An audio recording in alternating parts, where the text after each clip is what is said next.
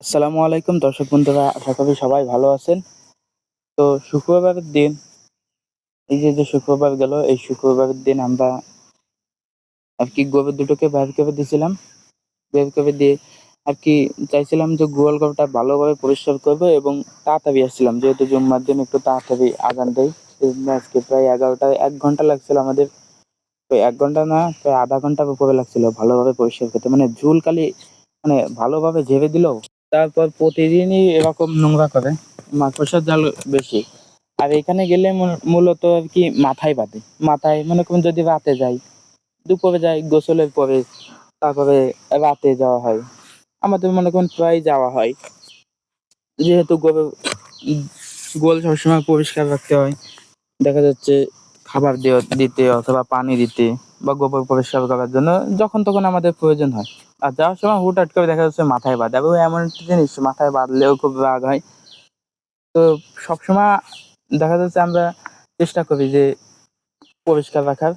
আমরা সবসময় মনে করেন গোয়ালঘরে যাওয়া আসা করি, এর মধ্যে থেকে দেখা যাচ্ছে অনেক সময় মনে থাকে না পরিষ্কার করার জন্য। দেখা যাচ্ছে যখন গায়ে বাঁধে তখনই চেষ্টা করি যে ওই সবগুলো পরিষ্কার করে দিই। সে যখনই হোক ২ মিনিট লাগে না ওইখানে আরকি। চারি সাইড দিয়ে ঝাঁটা দিয়ে একটা ঘুরলি দিয়ে ওগুলো দেখা যাচ্ছে একটু কোনরকম একবার বাঁধলে তারপরে চলে আসে। তো বিশেষ করে আজকে মূলত আমরা প্রতি সপ্তাহে মানে আমি বাড়ি ছিলাম না। এজন্য গোয়াল ঘরটা বিশেষ করে সবসময় ভালোভাবে যে পরিষ্কার করা হয় না। এই যে ডিবামগুলো দেখতেছেন এগুলো গোবর-টোবর মাখায় ফেলে অনেক সময়। বিশেষ করে যখন খাবার খায়, খাবার গালে নিয়ে যখন মুখটা উঁচু করে, ওই পানিটা পড়ে ভুসি মনে করেন কুপো ভুসি যাই থাক, ফ্যান পানি ওই ওইটা ড্রামের চারি সাইডে লেগে যায় এবং এইটাই চেষ্টা করতেছিলাম। আর নাই যখনই আমরা ধরি, এই ড্রামটা ধরলে দেখা যাচ্ছে হুটহাট করে ধরার অনেক সময় প্রয়োজন হয় ধরার জন্য। তখনই হাতে একটা খুব রাগ হয় ওইটা। এজন্য আমরা আজকে ভালোভাবে পরিষ্কার করতেছিলাম। একদম সম্পূর্ণ মনে করেন ডলে ব্রাশ দিয়ে ডলে সম্পূর্ণ ভালোভাবে পরিষ্কার করতেছিলাম। এইজন্য আজকে গরু দুটো বের করে দিছি।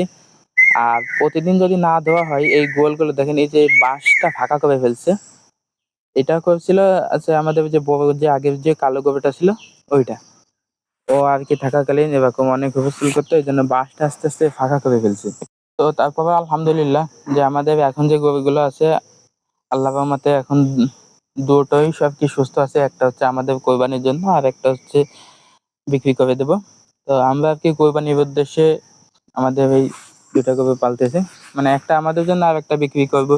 তো দেখি আল্লাহ চাইতো ভালো কিছু হবে। তো আজকে সবকিছু একদম ভালোভাবে পরিষ্কার করব। তো ১ম এ ড্রামগুলো ধুলাম। এই ড্রামগুলো ধোয়ার পরে এই যে গোবরের যে বেলচা দুটো আছে যেটা দিয়ে আমরা সবসময় গোবরটা তুলি। এটা তুলতে অনেক সময় ময়লা লেগে যায়। হাতে-টাতে অনেক সময় ছিটে যায়। সেটা ভালোভাবে পরিষ্কার করলাম। বালতি-টালতি সবকিছুই ধোবো। এই যে ম্যাট দেখতে পাচ্ছেন, এটা এটা বিশেষ করে এইটার পরে থাকতে দেখা যাচ্ছে যখন শুকায় যায় একটু যখন শুকায় যায় বা একটু কম ধোয়া হয় তখন ওটা শুকায় ওটার সাথে লেগে যায়। সেটা আগের থেকে একটু ভিজাই রাখলাম। দেখতেছেন তো আমি অনেকক্ষণ ধরেই এখানে প্রায় আধা ঘন্টা ধরে এদিন এভাবে মোটর চালাইছি। তো এটা ১ম এ ডিবাম-টিবাম ধুয়ে ভালোভাবে একটু আগে ভেজায় দিছি যাতে ওইটা নরম হয়ে যায়। আমাদের সেরকম একটা ডলা লাগে না। তারপরেও অনেকটা ডলাডলি লাগছে। কারণ এটা সহজে উঠতেছে না। আবার একবার যদি না ওঠে ওটা উঠতেই চায় না। আস্তে, আস্তে এটা নষ্ট হয়ে যায়। এত মোটা ম্যাট, এই ম্যাট দুটো একেকটা ৳৮০০ করে নিছিল। আমি খুলনা বড় বাজার থেকে কিনে আনছিলাম। তো সেখান থেকে ৳৮০০ নিছিল। আমি গোডাউনে চলে গেছিলাম একদম যে আমার ভালো লাগবে। ভালোটা লাগবে। মানে আগে যা ছিল সেগুলো নরমাল পাতলা হয়ে গেছিল এবং সেরকম একটা মজবুত না। তো এইটা এত মোটা ২ টা আমরা ২ জনে আনতে পারি না এরকম একটা অবস্থা। তো সেইটা ছিঁড়ে ফেলছে। আমাদের ওই যে কালো যে এখন বড় গরুটা আছে, এখন কালো যে ছোট দেশি, মূলত ওই গরুটা স্লিপ খেয়ে পড়ে যাচ্ছিল। যখন গোসল করায় তখন পাটা আস্তে বাধায় দিয়েছে, বাধায় দিলে ওইটা ছিঁড়ে গেছে। তো অনেক মোটা কিন্তু এই ম্যাটটা প্রায় ১ বছর হয়ে যাচ্ছে আমাদের। তো ১ বছর না হইলেও ৭-৮ মাসের উপরে হচ্ছে। তো আল্লাহর রহমতে তেমন কোনো সমস্যা হয়নি। ওই সামান্য ওই এক জায়গায় একটু প্রবলেম হইছে।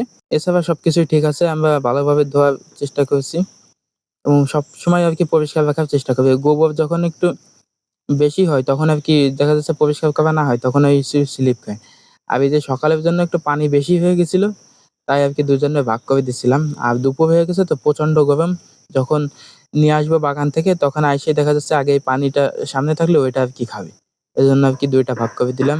তো এই ছিল আমাদের আজকের ভিডিও। আমাদের জন্য দোয়া করবেন। আর ভিডিওটি ভালো লাগলে অন্যদের মাঝে শেয়ার করে দিবেন। চ্যানেলটি অবশ্যই সাবস্ক্রাইব করে দিবেন। আর আমাদের এই লস্ট অফ এগ্রো ফার্মিং এই নামেই ফেসবুক পেজ আছে। আসসালামু আলাইকুম।